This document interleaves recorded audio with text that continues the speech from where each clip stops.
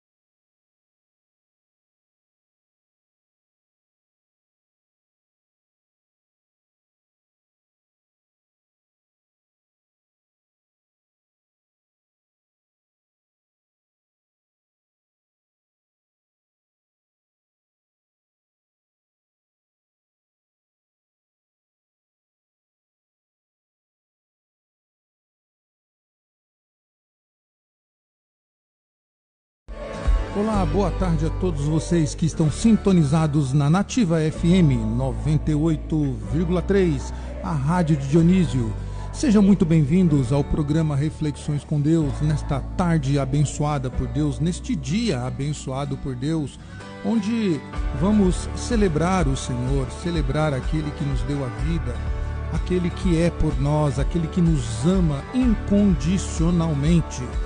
E é baseado neste amor incondicional que eu convido você, meu amigo, minha amiga, meu irmão, minha irmã, a orarmos, a falarmos com Deus neste momento. Santíssimo, glorioso e eterno Deus, nosso Senhor, nosso Criador, nosso Pai amado, nosso Pai que estás nos céus. Como aprendemos na Tua palavra, Senhor, santificado seja o Teu nome. Venha a nós o Teu reino e seja feita a Tua vontade, aqui na terra, como ela é feita no céu. O pão nosso de cada dia, ó Deus, dai-nos hoje, e não nos deixes cair em tentação, mas livra-nos de todo o mal.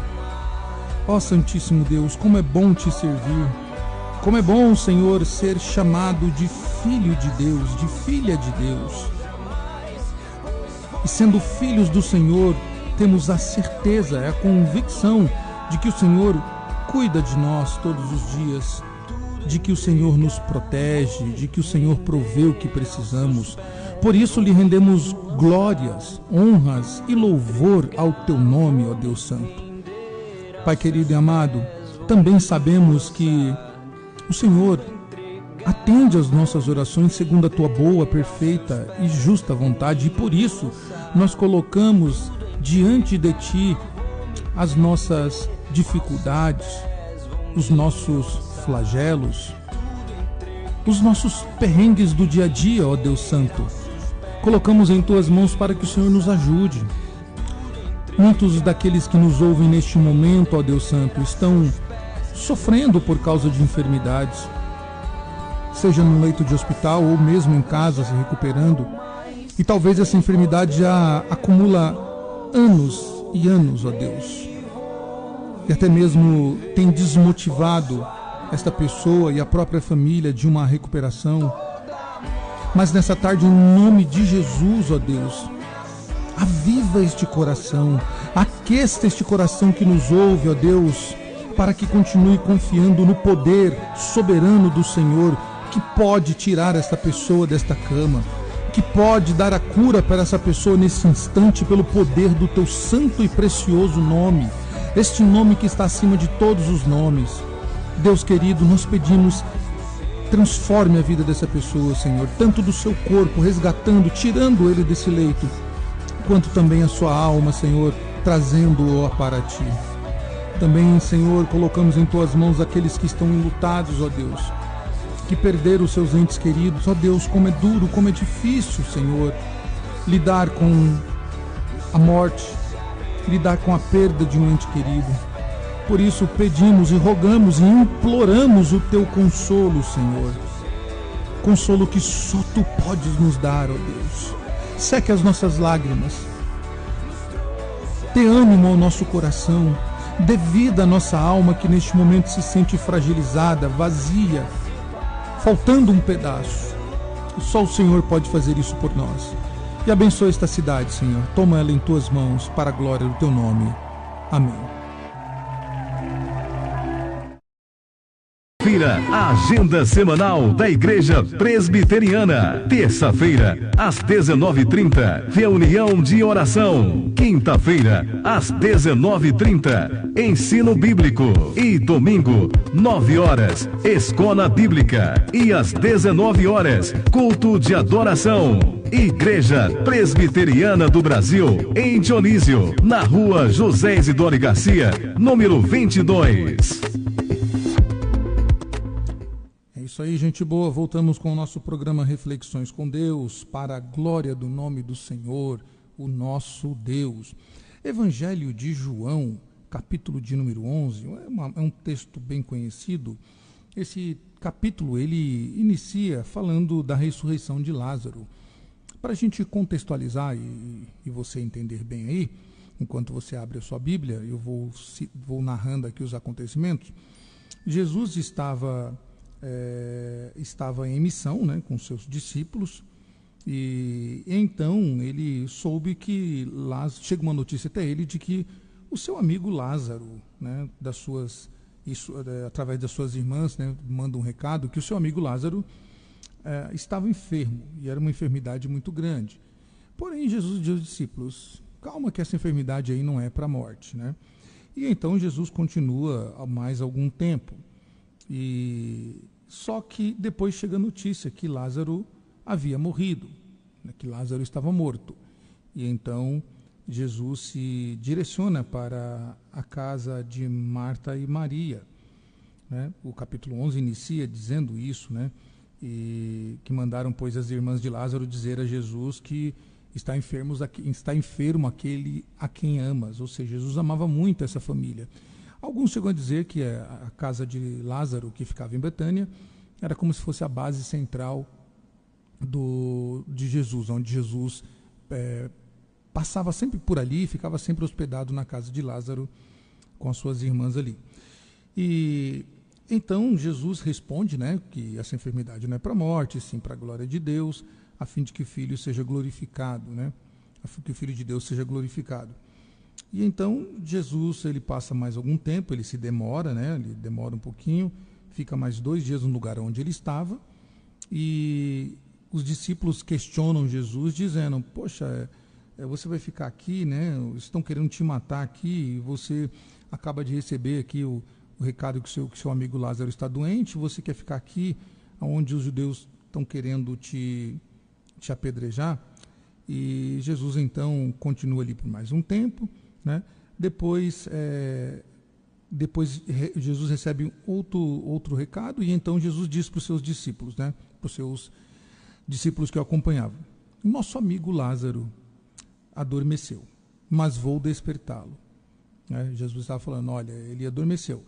Os discípulos a priori entenderam que ele estava dormindo, né, e já que ele estava enfermo, estavam dormindo. E que se ele está dormindo, está tudo bem, ele está salvo. Jesus, porém, falava com respeito, né, sobre a morte de Lázaro.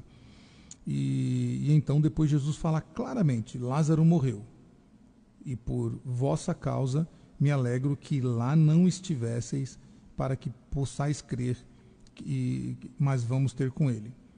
Então Jesus mostra isso claramente, fala claramente aos discípulos que Lázaro não estava dormindo como eles pensavam que estava, mas Lázaro estava morto. E então Jesus diz: olha, eu louvo, né, eu fico feliz porque vocês não estavam lá, né, ou porque vocês estão aqui comigo, tá? E me alegro com isso, que vocês estão aqui, porque vocês vão ver, né, um milagre jamais visto, vocês vão contemplar a glória de Deus. E então Jesus se direciona para Betânia. E aí o versículo 17 diz assim: chegando Jesus, encontrou Lázaro já sepultado. Havia 4 dias. Ora, Betânia estava a cerca de 15 estádios, perto de Jerusalém. Muito dentre os judeus tinham vindo ter com Marta e Maria para as consolar. a respeito do seu irmão. Então vejam só, Jesus ele vai para Betânia, ele então se encontra lá com Marta e Maria, né? E para consolá-las, para que elas fossem consoladas, já que elas haviam perdido o seu irmão, e como todos nós sabemos, a dor da morte, ela é terrível. Não há palavras para descrever a dor da morte, né? O que é ter um parente morto. E aqui essas duas mulheres tiveram o seu irmão, e não era só apenas o irmão, mas segundo os comentários, Lázaro era o provedor da casa. Lázaro era aquele que trazia o alimento para a casa. Lázaro era o homem da casa, era aquele que cuidava, protegia aquelas mulheres. Não era apenas o irmão só, não. Ele era mais do que o irmão, ele era o homem da casa, o provedor, aquele que cuidava daquelas mulheres, né, que dava a elas o cuidado necessário para elas poderem estar tranquilas, né?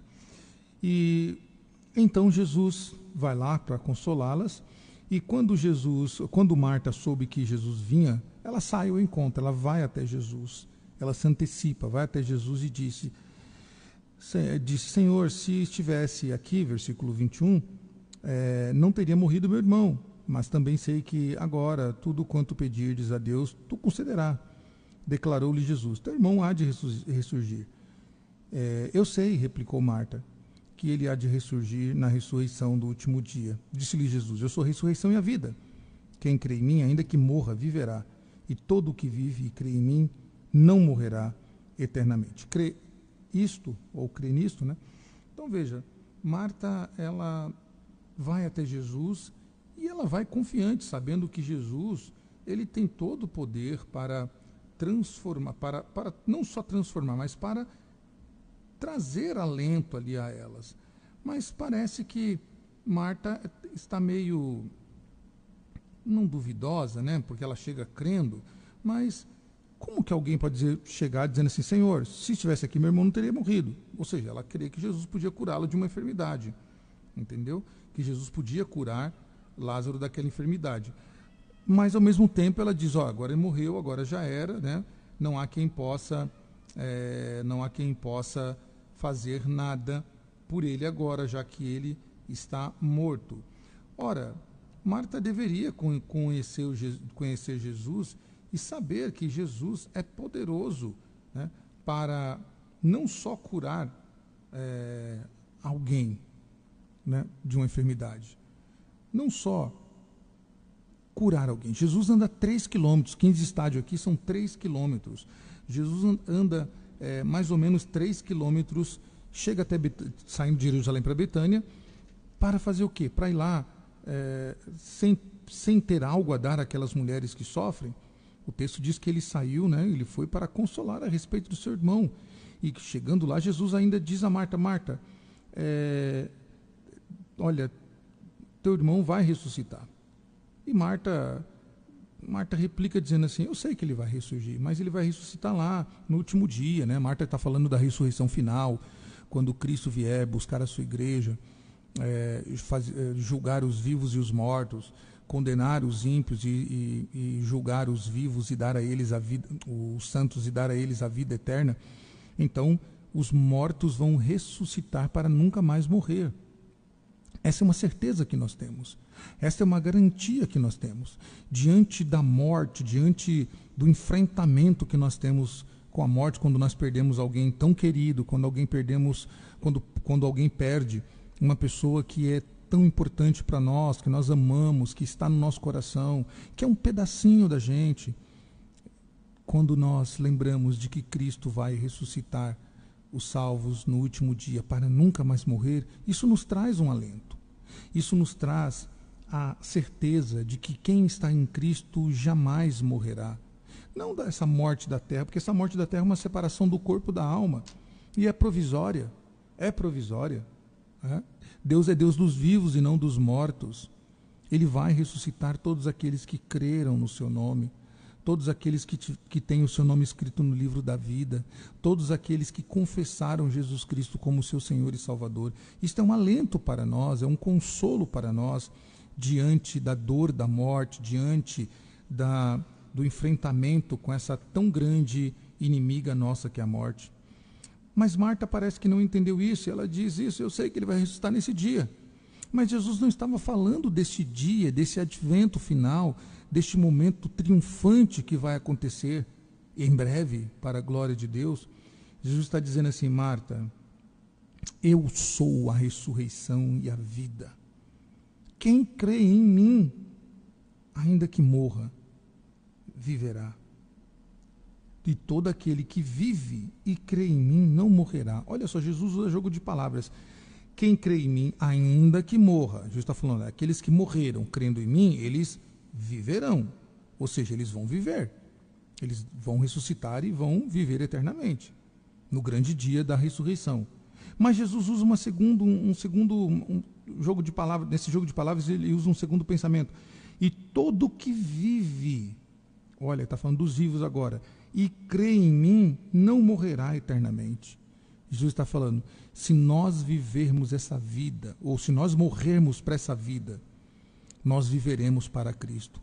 Se nós vivermos para esta vida, como pensando somente nessa vida, Paulo diz que se nós não cremos na ressurreição, se nós não cremos que a vida após a morte, nós somos os mais miseráveis de todos os homens. Marta diz, Senhor, eu tenho crido que Tu és o Cristo, o Filho de Deus que devia vir ao mundo. Depois disso, então, Jesus, ele se retira, chama Maria, e então fica ali com elas, consolando, e então vai até o sepulcro, e todos nós sabemos o desenrolar da história.